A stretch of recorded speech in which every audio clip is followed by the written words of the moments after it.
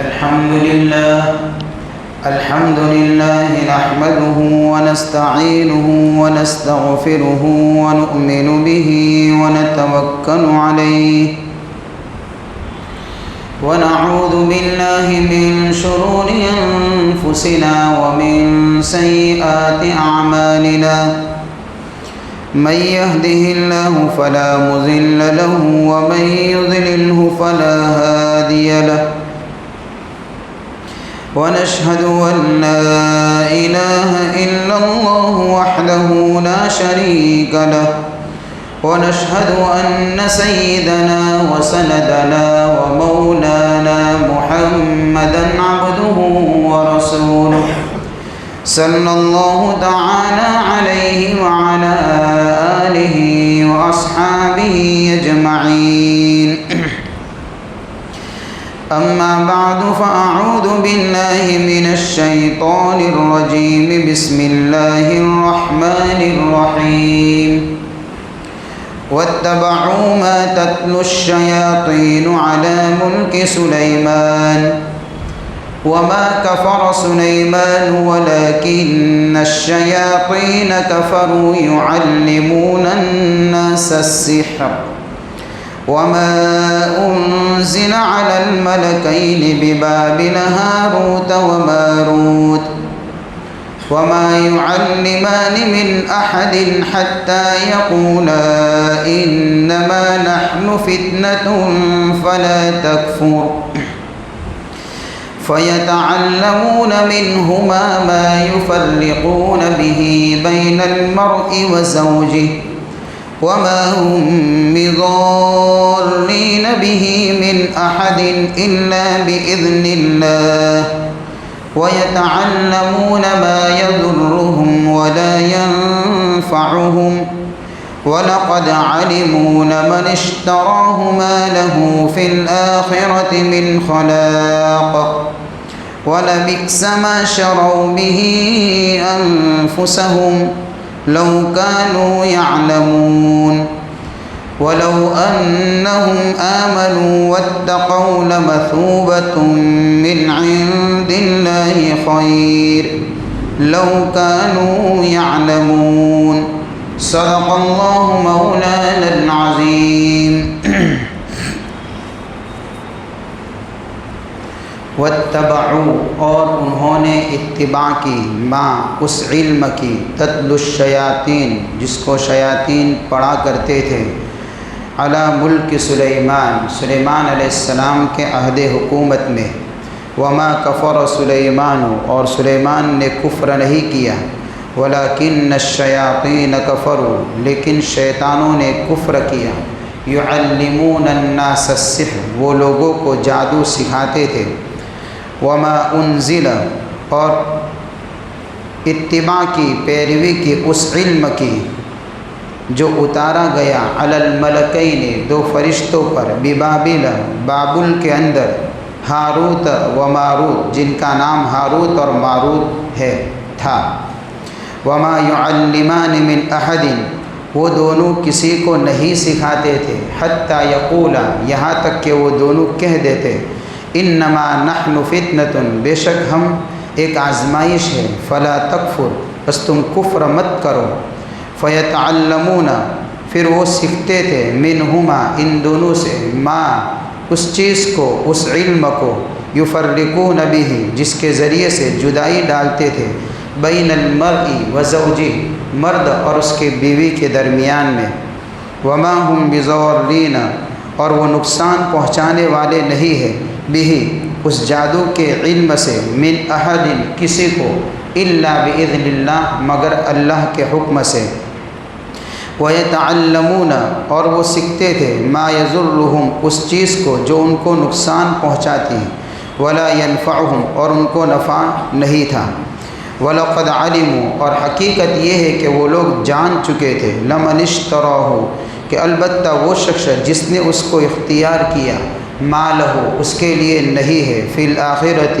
آخرت میں من خلاق کوئی حصہ وَلَبِئْسَ اور بہت ہی بری ہے ما شروا بہ وہ چیز جس کے بدلے میں انہوں نے انفسہم اپنی جانوں کو بیچ دیا لو کانوا یعلمون، کاش کہ وہ لوگ جانتے، ولو انہم، اور اگر وہ لوگ آمنوا، ایمان لاتے، واتقوا، اور تقوی اختیار کرتے، لمثوبۃ، تو البتہ اجر دیا جاتا، من عند اللہ، اللہ کے پاس، خیر، جو بہتر تھا، لو کانوا یعلمون، کاش کہ وہ لوگ جانتے۔ یہ ہیں سورۃ البقرہ آیت نمبر 102 اور 103۔ اس میں سے کچھ باتیں کل کی مجلس میں آئی تھی اور آج بھی اسی مضمون کے متعلق باتیں ہیں اس رکوع کے اندر۔ میں نے کل بتایا تھا کہ لوگوں میں جادو پھیلنے کے 2 طریقے ہیں جو اس قرآن سے سمجھ میں آئے۔ ایک طریقہ تو یہ تھا کہ لوگوں میں کس طریقے سے جادو پھیلا، تو حضرت سلیمان علیہ السلام کے زمانے میں چونکہ مخلوط حکومت تھی حضرت سلیمان کے ہر ایک کے اوپر، جنات، انسان، شیاطین، ہر ایک کے اوپر، اور یہ سب آپس میں مل کر رہا کرتے تھے، تو جنات اور شیاطین یہ جادو کا علم انسانوں کو سکھاتے تھے، اور اس کے ذریعے سے گویا کہ انسانوں کے اندر جادو کا علم پھیلا۔ ایک راستہ تو یہ ہے۔ دوسرا راستہ یہ ہے، اس کے متعلق میں نے کل بات کر دی تھی۔ دوسرا راستہ یہ ہے جس کی تلاوت میں نے کی کہ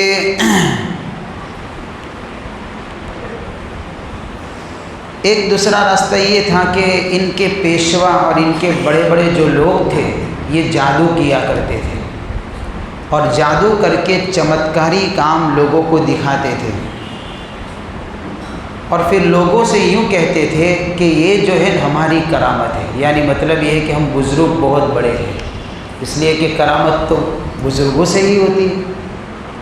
اس طریقے سے لوگوں کو دھوکہ دیتے تھے یہ لوگ۔ تو لوگوں کو اس دھوکے سے نکالنے کے لیے اللہ تعالیٰ نے 2 فرشتے بھیجے۔ بابل شہر کے اندر، یہ عراق کے اندر ایک بہت بڑا شہر تھا جس کی آبادی بہت زیادہ تھی، اور اس شہر کے اندر جادو کا زور بہت زیادہ تھا، لوگ بہت زیادہ اس چیز کو سکھا کرتے تھے۔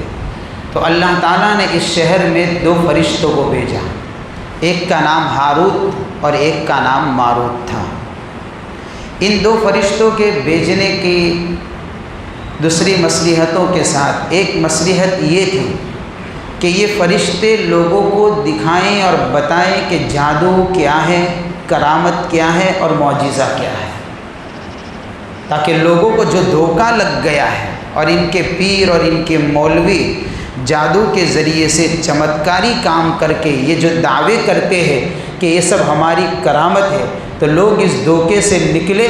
اس لیے اللہ تعالیٰ نے 2 فرشتوں کو ہاروت اور ماروت نام کے اس شہر کے اندر بھیجا، اور یہ 2 فرشتے جو تھے وہ شہر کے اندر لوگوں کے یعنی کہ مجمع کو جمع کرتے تھے، اور جمع کر کے ان کے سامنے یہ بات رکھتے تھے کہ یہ یہودی علماء اور یہ یہودی جو اہل کتاب ہے اور جو وہ چمتکاری کام کر کے جو تم کو دکھاتے ہیں اور یہ جو دعوے کرتے ہیں کہ ہماری کرامت ہے، تو تم لوگ اس دھوکے سے نکل جاؤ، یہ ان کی کرامت نہیں ہے بلکہ یہ تو سب جادو کے زور پر کام کر رہے ہیں۔ تو لوگ ان دونوں فرشتوں سے کہتے تھے کہ تم کو کیسے پتہ چلا کہ جادو ہے، تم کو تھوڑی جادو کا علم ہے۔ کوئی جادو کا علم جانتا ہو اور وہ کہے کہ یہ جادو ہے تو سمجھ میں آئے، اب تم کہتے ہو کہ یہ جادو ہے، تمہارے پاس تو جادو کا علم تو ہے نہیں، تو خواہ تم اس طریقے سے باتیں کرتے ہو۔ تو وہ دونوں فرشتے لوگوں سے کہتے ہیں کہ ایسا نہیں ہے، حقیقت یہ ہے کہ ہم خود جادو کا علم جانتے ہیں اور ہم کو پتہ ہے اس کے قوانین، اس کے اصول اور کس طریقے سے جادو کیا جاتا ہے، یہ پورا علم ہمارے پاس ہے، لیکن ہم جو ہے لوگوں کو سکھاتے نہیں ہیں۔ ہم اس لیے نہیں آئے ہیں کہ لوگوں کو سکھائے، ہم تو اس لیے آئے ہیں کہ لوگوں کو اس فتنے سے نکالے اور ان کو بتائے کہ جادو یہ کیسی خطرناک چیز ہے۔ اس طریقے سے اللہ تعالیٰ نے ان دونوں فرشتوں کو بابل شہر کے اندر، جو عراق کا ایک بہت بڑی آبادی والا شہر تھا، اس کے اندر اتارا تاکہ یہ دونوں فرشتے لوگوں کو اس جادو کے فتنے سے نکالے۔ اس سے ایک بات تو یہ پتہ چلی کہ ہر چمتکاری کام اگر کوئی کر کے دکھاوے تو اس کو بزرگ نہیں ماننے کا ہے۔ یہ ہمارا سب سے بڑا کمزور اور ویک پوائنٹ۔ اگر کسی نے کوئی ایسا چمتکار کر دیا تو پھر وہ چاہے نماز نہ پڑھتا ہو، اس کی زندگی میں شریعت کے طریقے نہ ہو، سنتیں نہ ہو، شریعت نام کی کوئی چیز نہ ہو، دین نام کی چیز نہ ہو، بس اس نے وہ چمتکار دکھایا تو ہو گیا بزرگ۔ اب اس کے پیچھے لوگ پاگل، اب اس کو تو کچھ پڑھتے بڑھتے آتا نہیں ایسے چمتکاری کو، تو اب جا کر لوگ دم کرواتے ہیں۔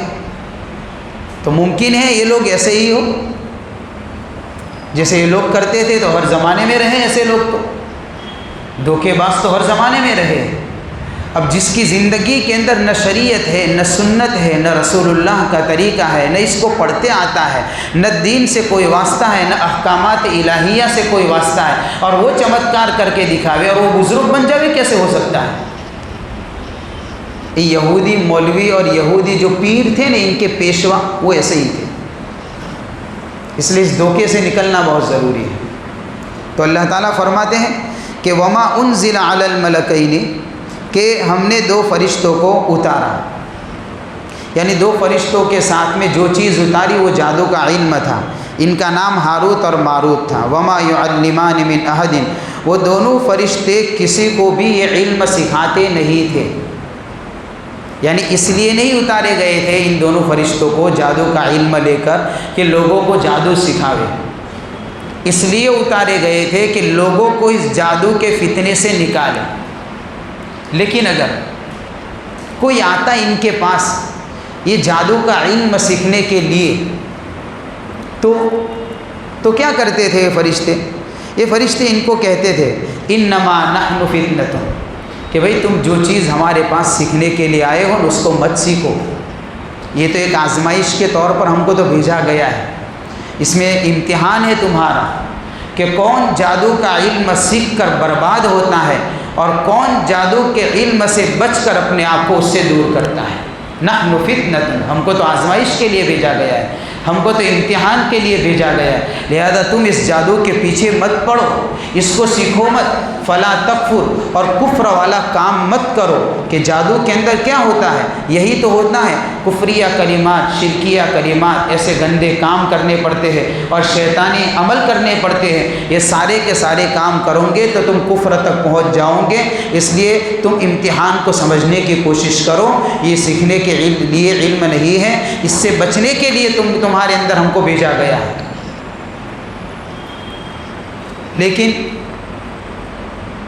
اب چونکہ اس قوم کا تو شیوا ہی بن گیا تھا، اس چیز کو سیکھنا ہی سیکھنا ہے، اتنی تقریر کرنے کے باوجود بھی، فرشتوں کے سمجھانے کے باوجود بھی وہ لوگ جادو کا علم سیکھنے پر مصر تھے اور اڑے ہوئے تھے کہ ہم کو سیکھنا ہی سیکھنا ہے۔ تو فَيَتَعَلَّمُونَ مِنْهُمَا، تو وہ فرشتے پھر ان کو سکھاتے تھے لوگوں کو، جب مانتے نہیں تھے، لوگ سمجھتے نہیں تھے، سمجھانے کے باوجود بھی، اور ان کو یہ بات سمجھ میں نہیں آتی تھی تو فرشتے سکھا دیتے تھے ان کو۔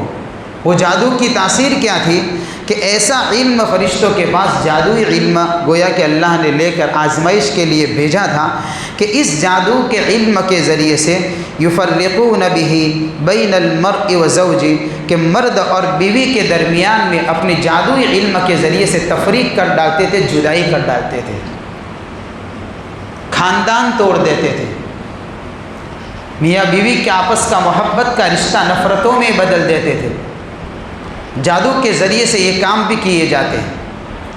اس لیے روایتوں میں آتا ہے کہ شیطان پانی پر تخت لگا کر بیٹھتا ہے، سمندر پر اس کا تخت لگتا ہے اور اس کے اوپر وہ بیٹھتا ہے سردار، اور اس کے جتنے چیلے ہیں ان کو کام سونپتا ہے کہ جاؤ اپنا اپنا کام کرنے کے لیے جاؤ۔ تو چھوٹے چھوٹے اس کے جو شیطان ہوا کرتے وہ لوگوں میں پھیل جاتے اور لوگوں کو گمراہ کرنے کے مختلف طریقے اپناتے ہیں۔ پھر یہ شیطان جو کام کرنے کے لیے آئے تھے واپس اس کے آقا کے دربار میں پہنچتے، یعنی اس کے سردار کے پاس، تو ان سے کارگزاری لی جاتی ہے کہ بھئی تو نے کیا کام کیا آج؟ تو کوئی شیطان کہتا ہے کہ میں نے ایک آدمی کو اس گناہ کے اندر یعنی کہ ملوث کر دیا، اس گناہ کے اندر اس کو ڈال دیا میں نے۔ تو جو شیطان جو سردار ہوتا ہے وہ کہتا ہے کہ کوئی اتنا کوئی بڑا کارنامہ نہیں کیا، بیٹھ ایک طرف، تیرا کارنامہ کچھ اچھا نہیں ہے، یعنی راضی نہیں ہوتا ہے اس سے شیطان۔ دوسرے کو پوچھتا ہے بھئی تو نے کیا کام کیا؟ تو وہ کہتا ہے کہ مثال کے طور پر بھئی کوئی نماز کے لیے جا رہا تھا تو میں نے اس کو نماز سے روک دیا، کہ تیرا بھی کوئی کام اتنا بڑا نہیں ہوا، تو بھی بیٹھ، کام کرتے نہیں آتا ہے تم کو، یوں کر کے ان کو دھمکاتا ہے۔ پوچھتے پوچھتے ایک آدمی کو پوچھتا ہے کہ یعنی ایک شیطان کو پوچھتا ہے اس کے چھوٹے سے، تو کہ بھئی تو نے کیا کام کیا؟ تو اس نے کہا کہ میں نے کوئی بہت بڑا کارنامہ انجام تو نہیں دیا، ایک چھوٹا سا کام کر کے آیا۔ اچھا کہ وہ چھوٹا سا کام بتا تو صحیح کیا کر کے آیا ایسا؟ کہ وہ چھوٹا سا کام یہ ہے کہ میاں بیوی آپس کے اندر بہت پیار اور محبت سے رہا کرتے تھے، تو میں نے ان کے درمیان میں چنگاری لگا دی، اور یہ چنگاری لگانے کے بعد اس نتیجے پر پہنچے کہ ان دونوں میں طلاق ہو گئی۔ وہ شیطان جو سردار ہوتا ہے اپنے تخت پر سے کھڑا ہو جاتا ہے اور اس کو گلے لگاتا ہے کہ تو نے وہ کارنامہ انجام دیا جو کسی نے نہیں دیا۔ یہ ہے کہ اس طریقے سے شیطانی شرارتوں کی وجہ سے آپس کے رشتے بھی بگڑا کرتے ہیں۔ میاں بیوی کی آپس کی محبت بری زندگی نفرتوں میں تو بدل ہی جاتی ہے، حتیٰ کہ طلاق تک نوبت آ جاتی ہے، گھر ٹوٹ جاتے، برباد ہو جاتے ہیں۔ اور ایک بات بتاتا ہوں، توجہ سے سنیے گا، یہ کارنامہ انجام کون دیتا ہے؟ میاں بیوی کے آپس کے رشتے کو توڑنے کا کارنامہ انجام شیطان تو دیتا ہے، لیکن وہ ہاتھا کس کو بناتا ہے؟ تو عام طور پر میاں بیوی کے آپس کے رشتے کے ٹوٹنے کا سبب یہ دونوں بہت کم ہوا کرتے ہیں، تیسرا ایک اور ہوتا ہے جو یہ رشتے کو توڑتا ہے۔ وہ کون ہے تیسرا؟ یا تو وہ لڑکی کی ماں ہے یا تو وہ لڑکے کی ماں ہے۔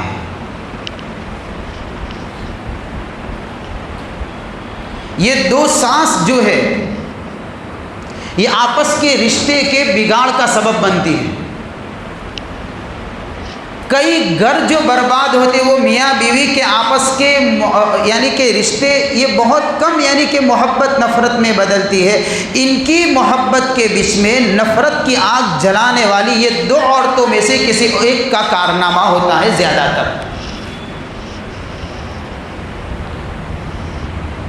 لڑکی کی ماں فون کرے گی اپنی بیٹی کو،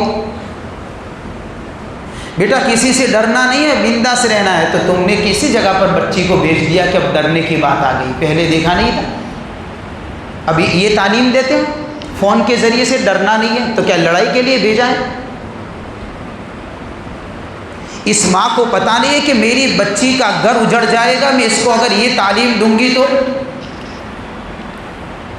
اس کا رشتہ نفرت سے بدل جائے گا، وہ پوری زندگی دکھوں کے اندر آ جائے گی، یہ پتہ نہیں ہے ماں کو؟ یہ ماں خود سکھاتی ہے۔ تو نے کیا کھایا آج؟ اور وہ بیٹی بتائے گی میں نے ایسا کھایا کہ یہاں تو اتنا اچھا کھانا ملتا تھا، تجھے وہاں کھانا اچھا نہیں ملتا۔ یہ کیا طریقے ہیں؟ اتنی نیگیٹو سوچ اور اس طریقے سے غلط سوچ، اس بچی کے رشتے کو جو یعنی کہ قائم کیا ہے تو توڑنے کے لیے بنایا تھا رشتہ، اس کی بھی تو زندگی جینی ہے۔ اب اس کو اگر اچھا شوہر مل گیا ہے تو اس کو اگر کوئی تکلیف ہے تو ماں کو تو سامنے سے بچی کو یہ کہنا چاہیے تھا کہ بیٹا صبر کرو، ہر چیز پکی پکائی نہیں ملے گی، دھیرے دھیرے تیرے مسائل حل ہو جائیں گے، یہ ہمت دینی چاہیے تھی۔ اوپر سے الٹا نفرت کی بات، تو کبھی تو وہاں سے پریشر ہوتا ہے۔ اور جب بھی بیٹی اگر باپ کے گھر پر آتی ہے تو پورے دن یہی پوچھا جاتا ہے، تیری ساس کیسی ہے، اس کے اخلاق کیسے ہے، یا پھر یعنی کہ تیری نند اگر ہند ہے تو وہ کیسی ہے، وہ تیرے ساتھ کیسا برتاؤ کرتی ہے، گھر کے دوسرے ممبر تیرے ساتھ میں کیسے برتاؤ کرتی ہے، یہ کیا ہے؟ ایک بات یاد رکھے، ہم یہی کارنامہ انجام دے رہے ہیں، یہی کارنامہ انجام دے رہے، ہم شیطان کے ہاتھے بن چکے ہیں۔ اگر کوئی ماں اگر اپنی بیٹی کو یہ چیز سکھا رہی ہے تو کبھی کبھار بیٹے کی ماں کا رول ہوتا ہے، جب بیٹے کی بہو گھر کے اندر آئی تو ظاہر سی بات ہے اب بیٹی کی ماں کو یوں ہوتا ہے کہ بھئی اپنا یعنی کہ وہ سپر پاور وہ ختم نہیں ہونا چاہیے، اپنا ہینڈلنگ ختم نہیں ہونا چاہیے، میرا پاور ہر جگہ پر چلنا چاہیے۔ لہذا بہو کو اگر کوئی چیز کھانی ہو تو پوچھنی پڑے گی ساس کے کہ یہ کھاؤ، اس کے لیے لائے تھے گھر میں، یہ طریقے ہیں۔ اور بیٹے کو ماں سکھائے گی۔ اور کبھی کبھار تو ایسا ہوتا ہے کہ غلط خبریں ماں بیٹے کو سناتی ہے کہ تیری گھر والی نے میرے ساتھ میں ایسا غلط سلوک کیا، اور بیٹا ایسا کم عقل ہوتا ہے کہ پھر وہ بیوی کے اوپر برستا ہے۔ ہوتا ہے نا ایسا گھروں کے اندر، ایسی کارگزاریاں بہت زیادہ آپ نے سنی ہوگی۔ غلط میسج اور غلط خبریں ماں سناتی ہے بیٹے کو۔ اب یہ ماں بھی بیٹے کی ماں بھی سمجھنے کے لیے تیار نہیں ہے کہ میرے بیٹے کی یہ ازدواجی زندگی، یہ شادی والی زندگی مشکل ہو جائے گی۔ مجھے تو یہ چاہیے تھا کہ اگر یہ دونوں لڑے تو ان کو اس سے روک کر ان کے آپس میں کس طریقے سے محبت سے رہیں، اس کا طریقہ مجھے بتانا چاہیے تھا ان کو۔ تو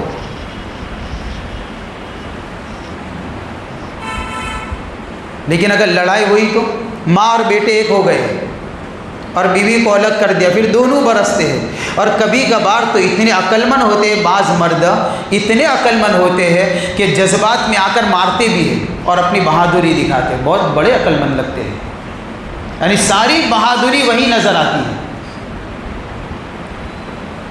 ساری طاقت وہی لگا دیتے ہیں۔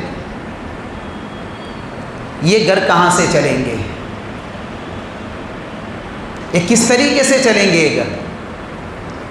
یہ ساری کی ساری شیطانی شرارتیں ہوا کرتی ہیں۔ ازدواجی زندگیاں آپس کے محبتوں سے چلا کرتی ہے، طاقت اور پاور سے نہیں چلا کرتی۔ اور محبت کے اندر غلطیوں کو معاف کیا جاتا ہے، بدلہ نہیں لیا جاتا۔ یہ تعلیم گھروں میں دینی چاہیے، بیٹوں کو بھی بیٹیوں کو بھی۔ اور اپنے گھر کے اندر کسی کو بہو بنا کر لاتے ہیں تو ہمارے گھر کے اندر ہماری یعنی کہ وہ بڑی عورتوں کو بھی تعلیم دینی چاہیے۔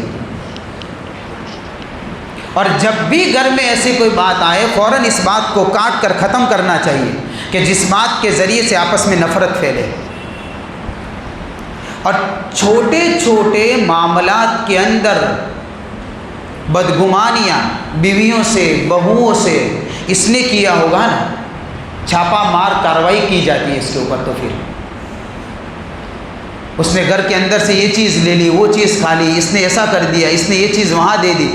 یہ کیا ہے؟ چور پکڑ کر لائے تھے کیا ہم؟ اس طریقے سے تو ازدواجی زندگیاں چلا کرتی ہے کسی کی۔ جس محبت اور پیار کے ساتھ میں اس کو لے کر آئی، اسی محبت اور پیار کے ساتھ میں نبھانے کی کوشش کریے۔ یہ رشتہ تو محبت چاہتا ہے۔ اب جس رشتے کو محبت کے بلبوتے پر کھڑا کیا جاتا ہے، اور جس رشتے کے بارے میں اللہ کہتا ہے وَجَعَلَ بَيْنَكُمْ مَوَدَّةً وَرَحْمَةً، کہ ہم نے ان کے اندر آپس کے اندر مودت اور محبت ڈالی، جو اللہ نکاح کی برکت سے میاں بیوی کے آپس کے دل کے اندر مودت اور محبت اتارتا ہے، یہ اللہ کی اتاری ہوئی محبت کو نکالنے کے لیے پھول کردار ادا کرتی ہے تیسری پارٹی۔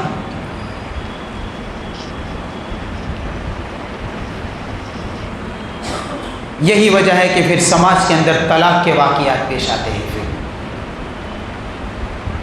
طلاقیں اسی لیے ہوتی ہیں۔ تو یہ لوگ جو تھے اہل کتاب، یہ بیچ میں بات آ گئی تو میں نے بتا دی، یہ لوگ جادو کے زور پر یہ کام کیا کرتے تھے کہ یفرقون بہ بین المرء وزوجہ، کہ اپنے جادو کے بل بوتے پر میاں بیوی کے درمیان میں جدائی ڈال دیتے، تفریق ڈال دیتے تھے۔ جادو کے دوسرے اثرات بھی ہوا کرتے ہیں، جیسے جادو کے ذریعے سے دلوں میں پھوٹ ڈالنا، یہ بھی ہوتا ہے، دل کے اندر نفرتیں پیدا کر دینا اور آپس کے اندر اختلافات کو جنم دینا، اور اس طریقے سے جادو کے ذریعے سے ذہنوں کو قابو میں کرنا، دماغوں کو کنٹرول کرنا، اور غلامی والی یعنی کہ سوچ کو پیدا کرنا، یہ ساری کی ساری وہ چیزیں ہیں جو شیطانی گویا کے اثرات کے ذریعے سے ایسے شریر لوگ اس طریقے سے ذہنوں کو قابو میں کرتے ہیں اور دلوں میں نفرتوں کے بیج بویا کرتے ہیں۔ یہ ایک بات بتائی ہے کہ فَيَتَعَلَّمُونَ مِنْهُمَا مَا يُفَرِّقُونَ بِهِ بَيْنَ الْمَرْءِ وَزَوْجِهِ، یہ بھی ہوتا ہے، میاں بیوی میں تفریق ہوتی ہے۔ اس لیے کوشش کریے کہ جہاں کہیں بھی اس طریقے سے رشتے میں کوئی دراڑیں پڑی ہے تو اس کو ختم کیا جائے اور اس گھر کو دوبارہ بسانے کی فکر کریں، ورنہ یہ شیطان تخت پر سے کھڑا ہو گیا کہ تو نے چھوٹی سی چنگاری لگائی، تیرا کارنامہ چھوٹا نہیں ہے، تو نے تو وہ کارنامہ انجام دیا ہے کہ تیرے کارنامے کے مقابلے میں کوئی بھی نہیں آ سکتا، کہ تو نے پورا خاندان توڑ دیا ہے۔ اور اس کا سبب ہمارے گھر کا کوئی تیسرا فرد بن جاتا ہے۔ اس میں اب تھوڑی دیر کے لیے سوچے کہ کتنا سنگین جرم ہم کرتے ہیں، بعض مرتبہ ہمیں احساس نہیں ہوتا، ہمیں پتہ نہیں ہوتا، لیکن کس طریقے سے ہم کس کا ہاتھا بن رہے ہیں ہم کو بتائیں۔ ہم یہ سمجھتے ہیں کہ ہماری طاقت کے بل بوتے پر ہم یہ کام کر رہے ہیں، ہمارے اسٹیٹس کے بل بوتے پر ہم یہ کام کر رہے ہیں، ہم ایسا سمجھتے نہیں، بلکہ ہم بھی چھپے طریقے سے شیطان کے یعنی کہ ہاتھے بن چکے ہیں، اور گھروں کے برباد کرنے کے اندر گویا کہ ہم نے بھی رول ادا کیا ہے، جس طریقے سے میاں بیوی کے رشتے کے توڑنے میں شیطان بھی رول ادا کرتا ہے۔ وَمَا هُمْ بِضَارِّينَ بِهِ مِنْ أَحَدٍ إِلَّا بِإِذْنِ اللَّهِ۔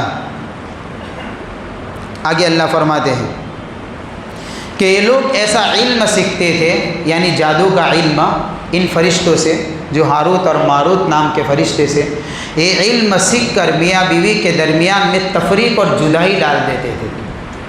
لہذا آگے اللہ تعالیٰ ایک بات کہہ کر ایک غلط فہمی کو دور کر رہے ہیں۔ وہ بات کیا تھی کہ کہیں ایسا نہ ہو کہ کوئی یہ سمجھ لے کہ جادو کا علم اتنا طاقتور علم ہے کہ اس میں گویا کہ نعوذ باللہ اللہ کی مشیت اور ارادے کے بغیر بھی جادوگر اپنے کام کے اندر کامیاب ہو جاتا ہے۔ اس دھوکے میں نہ آئے کوئی، جادوگر اپنے جادو میں کامیاب نہیں ہو سکتا۔ کب تک؟ وَمَا هُمْ بِضَارِّينَ بِهِ مِنْ أَحَدٍ إِلَّا بِإِذْنِ اللَّهِ۔ اللہ تعالیٰ فرماتے ہیں اس جادو کے ذریعے سے جادوگر کسی کو نقصان نہیں پہنچا سکتے مگر اللہ کے حکم سے۔ جادوگر بھی اپنے جادو کے بل بوتے پر اپنی طاقت سے کسی کو نقصان نہیں پہنچا سکتے۔ اس کے اندر بھی نقصان اسی وقت پہنچتا ہے جب اللہ کی مرضی ہوتی ہے اور اللہ اس میں تاثیر پیدا کرتا ہے تو نقصان پہنچتا ہے، ورنہ جادوگر کسی کو نقصان نہیں پہنچا سکتے، کسی کا کچھ بگاڑ نہیں سکتے۔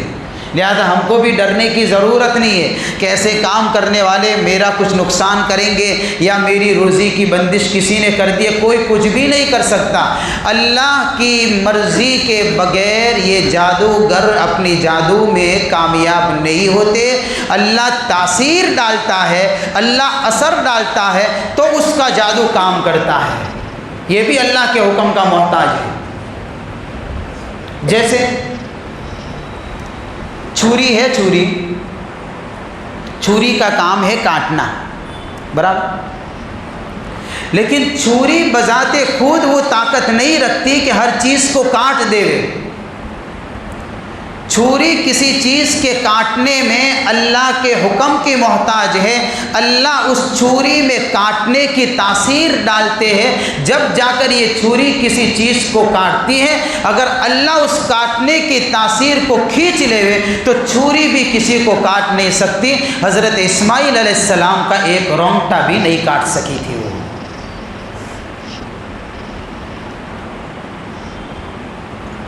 تو اسی طریقے سے جادوگر کا جادو بھی اللہ کے حکم کا محتاج ہے۔ اگر اللہ اس کے اندر سے تاثیر کھینچ لے تو کسی کا جادو کسی کا کوئی نقصان پہنچا سکتا نہیں ہے۔ اسی بات کو اللہ نے کہہ دیا وَمَا هُم بِضَارِّينَ بِهِ مِنْ أَحَدٍ إِلَّا بِإِذْنِ اللَّهِ، کہ جادوگر کسی کو نقصان نہیں پہنچا سکتے اپنے جادو کے بل بوتے پر، مگر کب؟ مگر اللہ کے حکم سے۔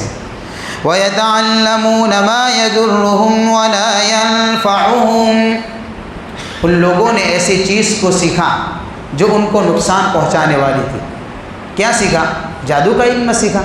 اب جادو کا علم کفریہ علم، شرکیہ علم، اس کی وجہ سے گناہوں کی بوجھ اس کے اوپر آ گیا اور گویا کہ گناہ کے دلدل میں یہ لوگ پھنسے، تو دنیا کا فائدہ ہوا نہ دین کا فائدہ ہوا، بالکل نقصان ہی نقصان ہے۔ ایسی چیز کو انہوں نے سیکھا ولا ينفعهم، کسی بھی طرح کا اس علم کے سیکھنے میں ان کو کوئی فائدہ نہیں ہوا، نہ دینی فائدہ نہ دنیاوی فائدہ نہ اخروی کوئی فائدہ نہیں ہوا، بس ایسی چیز کے پیچھے یہ لوگ سیکھنے میں لگ گئے۔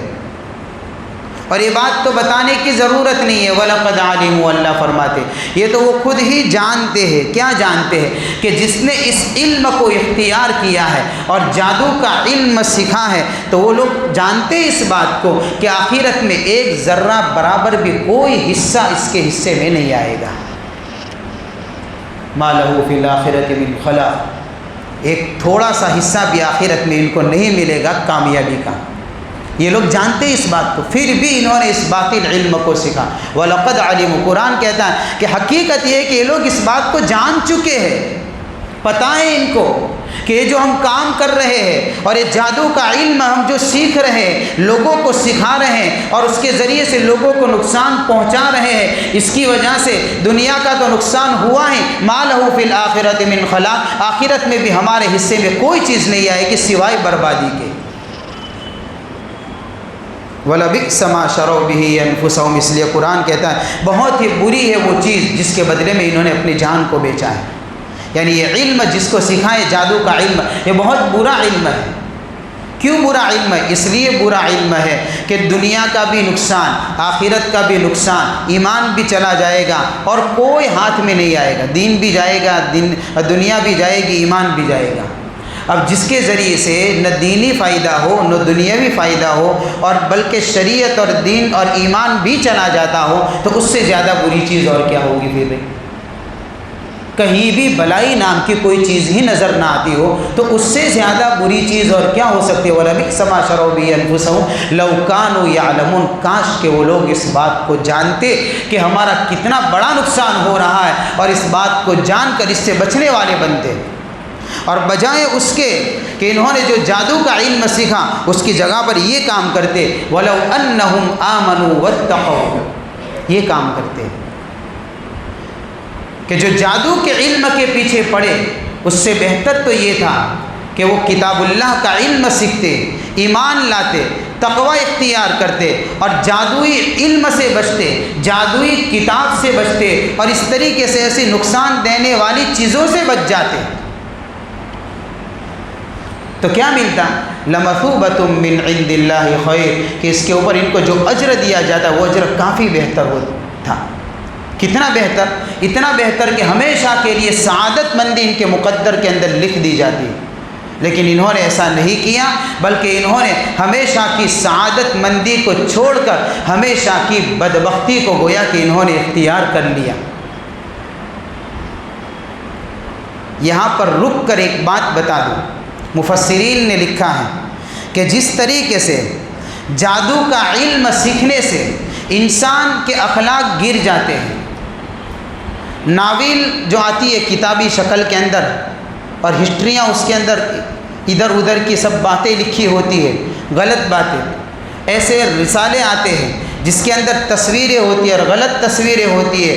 ان رسالوں کو پڑھنا، ایسی ناولوں کو پڑھنا بھی علماء نے لکھا ہے یہ جادو کے علم کی طرح ہی ہے. لوگ پڑھتے ہیں اس کو بہت شوق سے، اور شوق سے کیسا پڑھتے ہیں کہ جب پڑھنے بیٹھتے ہیں تو کھڑے ہی نہیں ہوتے، اور کوئی فائدہ نہیں ہوتا ایسی چیزوں کو پڑھنے سے. ایسی ہسٹریاں اس کے اندر اور اس طریقے سے پتہ نہیں ایسی ایسی چیزیں لکھی جاتی ہیں اور غلط تصویریں دے کر ان تصویروں کے اوپر تبصرے کیے جاتے ہیں اور خواہ مخواہ کی لذت لیتے ہیں لوگ پڑھ پڑھ کر. نتیجہ کیا ہوتا ہے کہ جیسے جادو کا علم سیکھنے سے انسان اخلاقی اور کیریکٹر کے اعتبار سے گر جاتا ہے، یہ ان ناولوں کے پڑھنے سے بھی وہ اخلاق اور کیریکٹر کے اعتبار سے وہ گر جاتا ہے. اس لیے ایسی چیزوں کو نہیں پڑھنا چاہیے، ورنہ ان چیزوں کا پڑھنا ایسا ہی ہے جیسے جادو کا علم سیکھا. یہ دونوں ایک ہی جیسے ہوتے ہیں. تو خیر ان چیزوں سے بچیں. یہاں پر ایک بات بتا دوں میں نے شروع میں کہا کہ اللہ تعالیٰ نے فرشتوں کو اتارا. کیوں اتارا؟ اس کی حکمت اور مصلحت یہ تھی تاکہ لوگوں کے سامنے جادو، کرامت اور معجزے کے درمیان میں فرق واضح کرے اور لوگ اس دھوکے سے نکلے. تو کیا فرق ہے؟ فرق یہ ہے کہ جادو کے ذریعے سے جو بھی اثر ہوتا ہے سامنے والے پر، یہ اثر بغیر سبب کے ہوتا ہے ایسا نہیں. جادو کے ذریعے سے سامنے والے پر جو اثر ڈالا جاتا ہے اس کا بھی ایک سبب ہوتا ہے. اتنا ضرور ہے کہ وہ سبب نظر نہیں آتا ہے، اور یہ جادو کرنے والا اس سبب کو جانتا ہے. جس نے جادو کیا ہے اور جو جادو کے علم سے واقف ہے وہ سمجھتا ہے کہ میں نے اس کے ذریعے سے اس کے اوپر یہ اثر ڈالا ہے. کبھی کفریہ شرکیہ کلمات کہہ کر اثر ڈالتا ہے تو سبب تو ہے لیکن کلمات نظر آئیں گے؟ کلمات نظر نہیں آتے. ایسے ہی کچھ ایسے گندے کام کر کے شیطان کی مدد لی جاتی ہے اور اس کے ذریعے سے اثر ڈالا جاتا ہے تو شیطان نظر آتا ہے؟ نظر نہیں آتا. لیکن اثر کے پیچھے سبب ضرور ہے. اس کے بغیر سبب کے جادو اثر نہیں کرتا.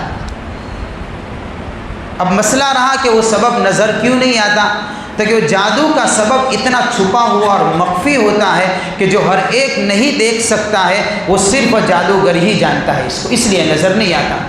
اب جب سبب نظر نہیں آتا کہ کس کی وجہ سے اثر ہوا ہے، اس لیے لوگ یہ سمجھتے ہیں کہ بھئی کوئی چمتکاری کام ہو گیا ہے، اسی لیے لوگوں کو یہ دھوکہ لگتا ہے، اس لیے کہ سبب تو نظر آیا نہیں.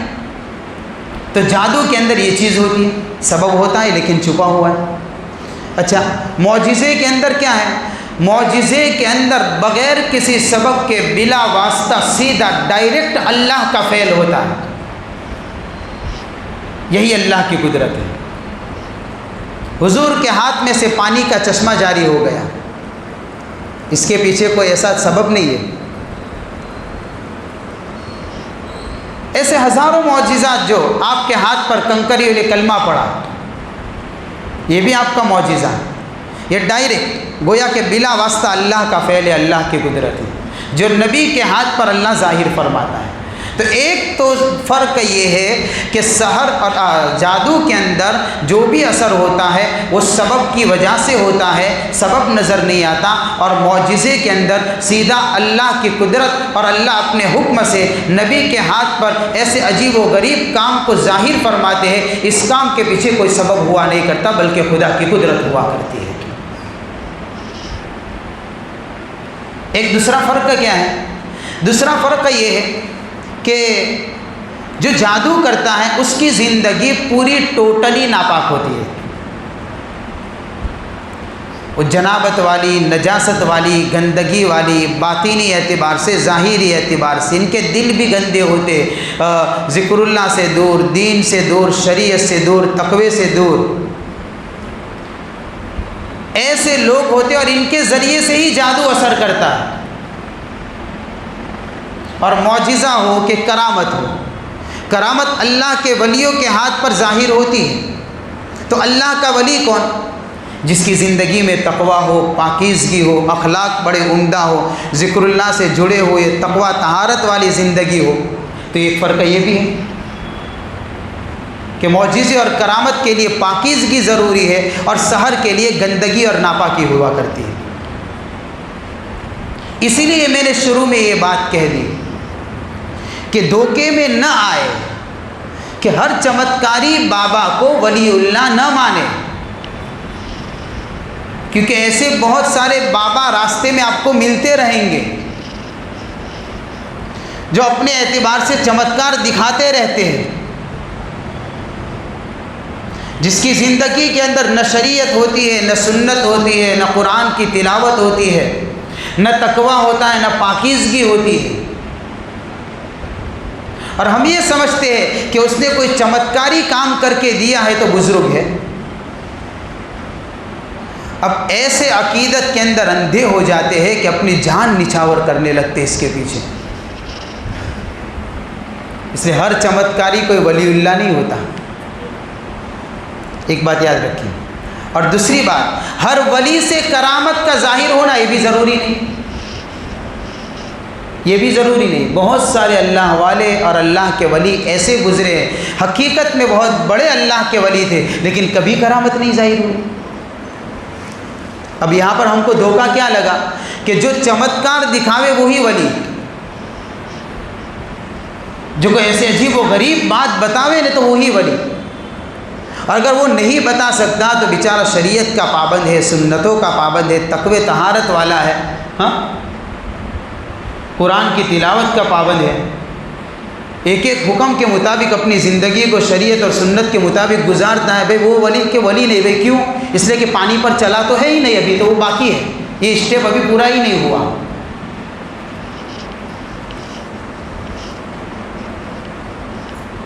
اور اس دھوکے کی وجہ سے ہماری سوچ کیا بن گئی کہ ولی جتنے تھے نا سب مر گئے، اب کوئی بھی ولی زندہ نہیں ہے۔ اس لیے ہم اولیاء اللہ کو زندوں میں تلاش کرنے کے بجائے مردوں میں تلاش کرنے جاتے ہیں۔ یہ ہماری بے دینی کی حد نہیں تو اور کیا ہے میرے بھائی، یہ کتنا بڑا دھوکہ لگا ہے۔ میں یہ بات نہیں کہتا ہوں کہ ولی سے کرامت ظاہر نہ ہو، یہ بات نہیں کہتا ہوں۔ ایک بات یاد رکھنا، ہمارے عقائد میں سے یہ عقیدہ ایک ہے کہ وَكَرَامَاتُ الْأَوْلِيَاءِ حَقٌّ، اولیاء اللہ کی کرامت حق ہے، اگر اللہ چاہے تو ان کے ہاتھ پر ایسی کرامتوں کا ظہور فرماتا ہے، لیکن ظاہر ہی ہو یہ ضروری نہیں ہے۔ اس لیے سحر میں معجزے، جادو میں، معجزے میں اور کرامت میں فرق سمجھے، اور اس فرق کو سمجھ کر ہم اللہ کے نیک بندوں کو پہچاننے والے بنے۔ اس بات کو سمجھنا بہت ضروری ہے۔ دوسری بات یہ ہے کہ کیا نبی پر جادو کا اثر ہو سکتا ہے؟ تو کہ نبی پر بھی ہوا ہے جادو کا اثر، حضور پاک صلی اللہ علیہ وسلم پر جادو کا اثر ہوا ہے، بلکہ قرآن کی آخری جو صورتیں ہیں یعنی کہ سورہ فلق اور سورہ ناس، اللہ نے جو ان دونوں صورتوں کو اتارا تھا، یہ نبی پر جو جادو کا اثر تھا اس کے علاج کے لیے ہی تو اتارا تھا نا۔ اس کے شان نزول میں یہی واقعہ لکھا ہے۔ تو جادو کا اثر تو کسی پر بھی ہو سکتا ہے۔ اس لیے روایتوں میں آتا ہے کہ آپ علیہ الصلوۃ والسلام کے اوپر جادو کیا۔ کس نے کیا؟ لبید ابن عاصم کر کے ایک منافق تھا جو یہودیوں کے ساتھ میں رہا کرتا تھا،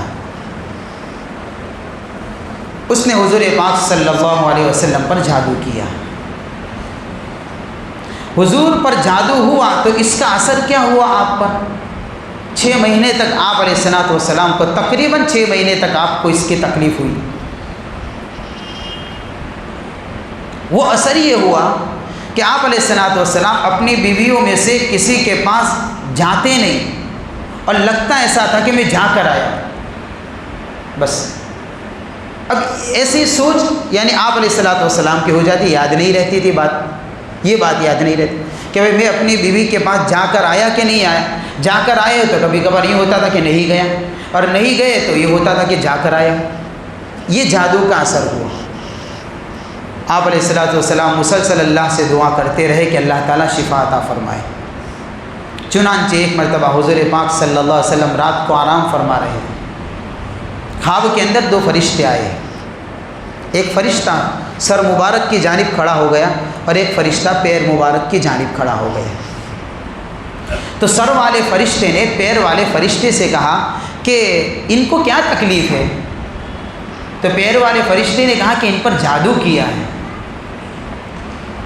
کس چیز میں کیا ہے؟ کس نے کیا ہے وہ جادو؟ یعنی سر والے نے پوچھا پیر والے سے کہ کس نے کیا ہے جادو؟ تو پیر والے فرشتے نے کہا لبید ابن عاصم نام کے ایک آدمی نے کیا ہے، اس کا تعلق قبیلہ بنو زریق سے۔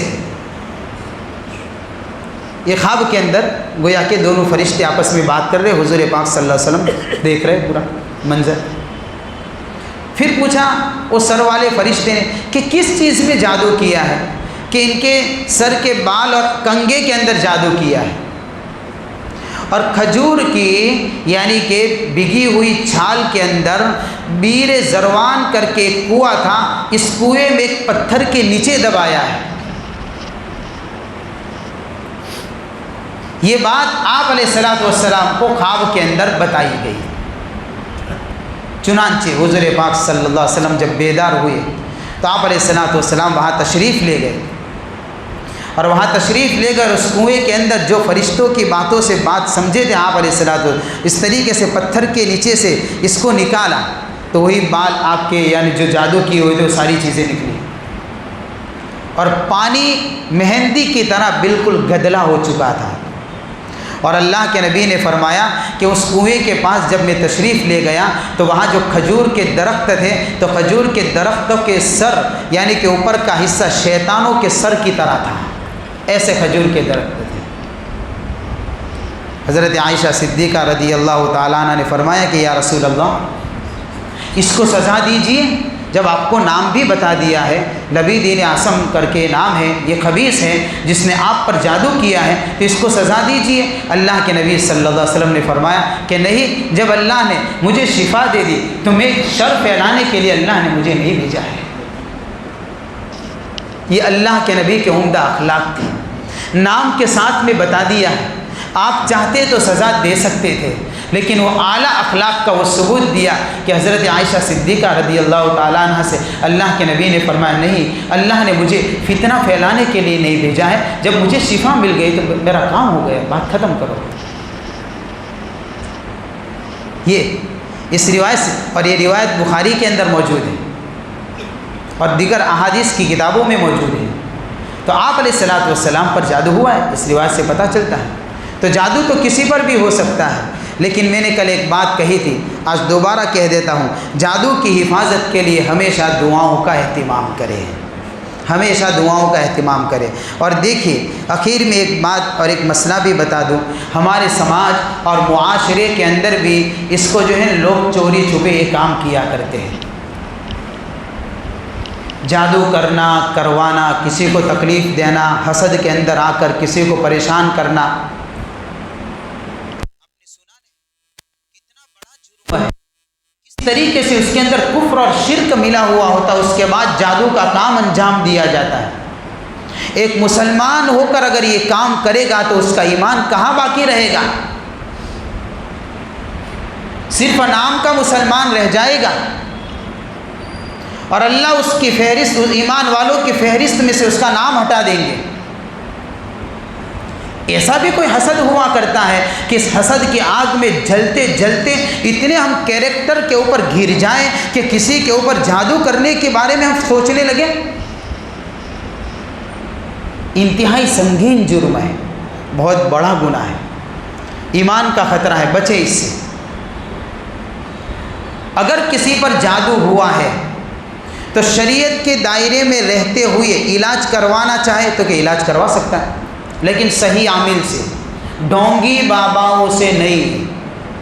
ایک بات یاد رکھیے، بہت ملیں گے آپ کو ڈھونگی بابا، اور اس طریقے سے آپ کو لوٹیں گے کہ آپ کا پیسہ بھی لوٹیں گے، آپ کی جان بھی لوٹ لیں گے۔ ایسے ایسے لوگ ہوتے ہیں اس راستے میں کہ عزتیں بھی لوٹ لیتے ہیں۔ معاف کرنا، ذرا سخت الفاظ بول رہا ہوں، لیکن ایسا لوگوں کے ساتھ میں ہوتا ہے، لوگوں کی زندگیوں کے ساتھ میں ایسے ڈھونگی بابا کھلواڑ کرتے ہیں، اور کئی لوگوں کو تجربے ہوئے ہیں۔ اس لیے اگر آپ کو اگر کوئی تکلیف ہو رہی ہے تو ایسے عالم دین متقی پرہیزگار کو پکڑیے جس کی زندگی شریعت اور سنت کے مطابق ہو اور وہ علاج کرتا ہے، تو ایسے متقیوں سے اور ایسے نیک لوگوں سے جو جانتے اس کام کو ان کے ذریعے سے علاج کروائیے۔ علاج کروانا کوئی ناجائز اور حرام نہیں ہے، اور اگر اس کے اوپر کوئی پیسے لے تو کہ پیسے لینا بھی جائز ہے، بھائی پیسے لینا بھی جائز ہے، لہذا کوئی صحیح عامل علاج کر کے اگر اس کے اوپر پیسے لیتا ہے تو غلط نہیں کرتا، وہ صحیح کام کر رہا ہے۔ اب یہ بھی سوچ ہماری غلط ہوتی ہے کہ اگر کسی نے علاج کیا، صحیح علاج کیا، لیکن پیسے لیے تو کہتے وہ عامل غلط ہے اس لیے کہ وہ پیسے لے رہا ہے۔ بھائی ڈاکٹر کے پاس جاتے ہیں تو ڈاکٹر جسمانی بیماریوں کے علاج کے پیسے نہیں لیتے، ہاں، اور یہ تو روایت سے ثابت ہے کہ تعویذ کے اوپر شریعت کے حد میں کوئی اگر اجرت لے ہوئے اپنی محنت کے اوپر لینا جائز ہے، اس کے یہ تو حدیث سے ثابت ہے۔ غالباً حضرت ابو سعید خدری رضی اللہ تعالیٰ عنہ کا واقعہ ہے، کسی جگہ پر صحابہ کے قافلے کے ساتھ میں پہنچے تھے، گاؤں والوں سے کھانے کے بارے میں درخواست کی نہیں دیا، لمبا واقعہ ہے، ایک خلاصہ سنا دیتا ہوں۔ تو کھانے کا انتظام ہوا نہیں، قافلے نے تو باہر پڑاؤ ڈال دیا۔ اتفاق ایسا کہ جس بستی کے قریب ان کے قافلے نے پڑاؤ ڈالا تھا، اس بستی میں سے کسی کو رات میں کسی سانپ نے کاٹ لیا۔ اب بستی والے پریشان ہو گئے کہ سانپ کاٹا ہے، کیا کرے، کہاں جاوے، کیا علاج کرے۔ چنانچہ ان کے ذہن میں بات آئی کہ بھئی یہ کوئی قافلہ آیا ہے ہمارے گاؤں کے باہر رکا ہوا ہے، یہ کوئی بزرگ جیسے لوگ لگتے ہیں، ان کے پاس جاتے ہیں، کوئی منتر جانتا ہو تو کوئی پڑھ کر ہم کو دم کرے گا تو ہو سکتا ہے ہمارے آدمی کو شفا ملے گی۔ چنانچہ یہ لوگ اپنے آدمی کو لے کر آئے، اور حضرت ابو سعید خدری ہی تھے غالباً، سورہ فاتحہ پڑھ کر دم کی، اس کا زہر اتر گئے۔ اب اس کے بدلے میں یہ لوگ بکریاں لے کر آئے، ایک ریوڑ لے کر آئے کہ آپ لے جائیے اس کو۔ اب صحابہ کے اندر آپس میں ڈسکس ہوئی کہ بھئی یہ لینا جائز ہے کہ ناجائز ہے، کہ بھئی ہم کو ڈسکس کرنے کی ضرورت نہیں ہے، اس لیے کہ ہمارے درمیان میں تو رسول اللہ موجود ہے، ان سے جا کر مسئلہ پوچھ لیں گے، ہم لے لو۔ حضور سے بڑھ کر کوئی مفتی نہیں، حضور سے بڑھ کر کوئی شریعت کا جاننے والا نہیں، رسول اللہ کی عدالت تو موجود ہے، اس میں پریشان کیوں ہوتے ہو، لے لو، ابھی جا کر حضور سے مسئلہ پوچھیں گے۔ اللہ کے نبی سے مسئلہ پوچھا تو کہہ دیا حضور نے کہ لے لو، جائز ہے آپ کے لیے کھانا۔ دیکھیں اس روایت سے ثابت ہوتا ہے کہ کوئی دم کے اوپر اگر کوئی اپنی محنت کے اوپر کوئی اجر کوئی وہ بدل لیتا ہے تو جائز ہے اس کے لیے لینا، لیکن صحیح عاملوں سے علاج کروائیے، ڈھونگی باباؤں سے دور رہیے۔ ان باباؤں کی بہت زیادہ کثرت ابھی مارکیٹ میں چل رہی ہے، کہیں نہ کہیں آپ کو قدم قدم کے اوپر ملیں گے، اتنے ملیں گے اور ایسی پھونکے ماریں گے کہ شاید ہو سکتا ہے آپ بھی اڑ جائیں گے۔ ایسے خطرناک پھونکے ہوتی ہے، ڈر لگتا ہے ان کی پھونکوں سے کہ ایسا نہ ہو کہ تندرست بیمار ہو جائے اس کے ذریعے سے، تو ایسا کام کیا کرتے۔ اللہ تعالی ہم سب کی حفاظت فرمائے اور صحیح سمجھ عطا فرمائے۔ وآخر دعوانا الحمد للہ رب العالمین۔